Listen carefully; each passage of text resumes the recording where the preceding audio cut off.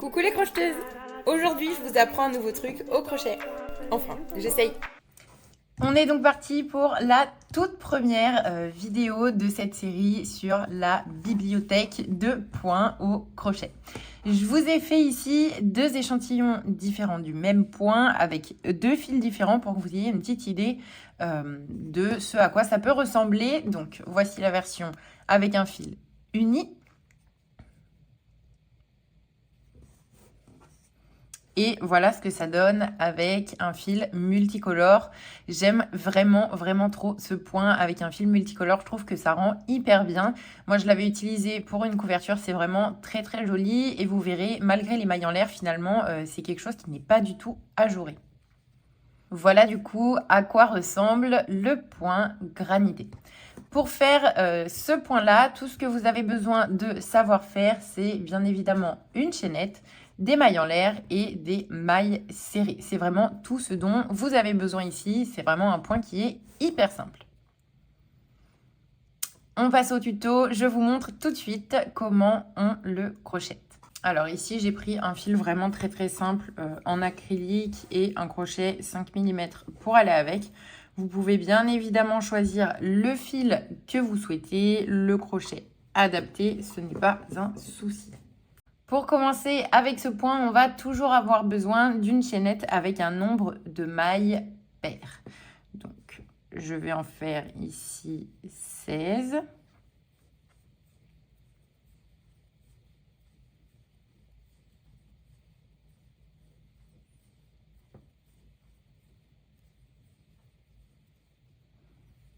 Donc, j'ai mes 16 mailles en l'air. Je vais en rajouter une pour tourner.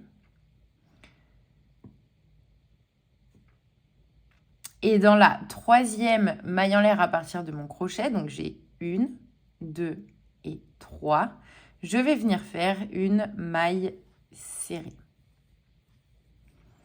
Et ce que je vais faire maintenant, en gros, tout le long de ma chaînette, c'est que je vais alterner une maille serrée, une maille en l'air, une maille serrée, une maille en l'air. Et à chaque fois que je fais une maille en l'air, je vais sauter une maille. Donc ici, j'ai fait ma première maille serrée, je vais venir faire une maille en l'air. Je saute une maille et dans celle d'après, je fais une maille serrée. Et je continue exactement de la même façon. Donc, une maille en l'air, je saute une maille et là, une maille serrée.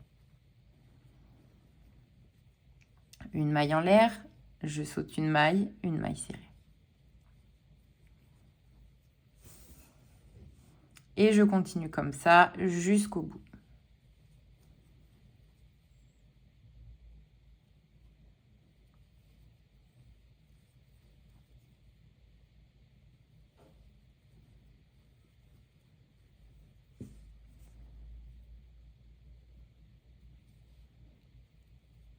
Donc là, je suis dans la dernière maille de ma chaînette. Je fais donc ma dernière maille serrée.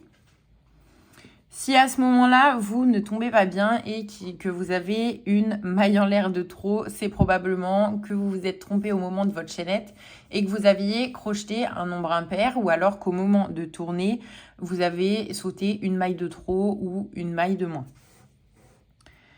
Une fois qu'on est arrivé au bout de notre rang, on va venir faire deux mailles en l'air, donc une qui nous sert à tourner et une maille en l'air qui va nous servir à sauter cette première maille serrée. On va donc sauter notre première maille serrée et juste ici, sous la maille en l'air, on va venir piquer et faire une maille serrée. On fait ensuite une maille en l'air. On a ici notre maille serrée et ici la maille en l'air suivante. On va venir piquer sous cette maille en l'air et y faire une maille serrée. Une maille en l'air, on saute notre maille serrée. En dessous de notre maille en l'air, on fait une maille serrée. Et on continue exactement de la même façon.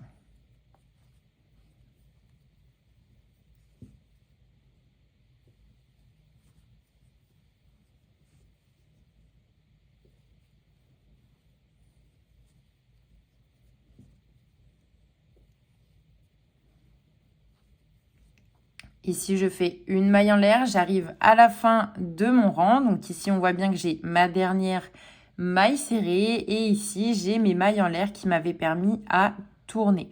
Je vais donc venir piquer entre ma maille serrée et mes mailles en l'air qui m'avaient servi à tourner. Donc je ne pique pas dans une maille, mais bien dans l'espace qui se situe ici, en fait, entre mes mailles en l'air et la maille serrée.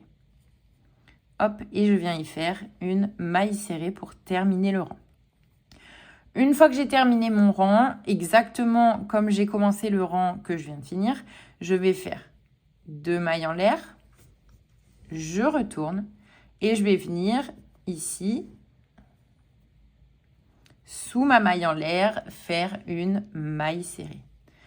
Et ensuite, je vais alterner une maille serrée, une maille en l'air. Hop, je pique sous la maille en l'air, je fais une maille serrée, une maille en l'air, une maille serrée, une maille en l'air, une maille serrée. Hop.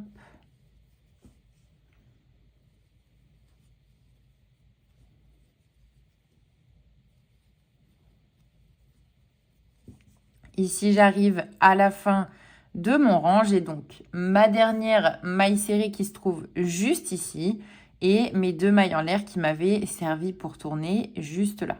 Donc, je vais piquer entre les deux, hop, juste ici, et faire ma dernière maille serrée. Et je continue en fait exactement de la même façon à chaque rang.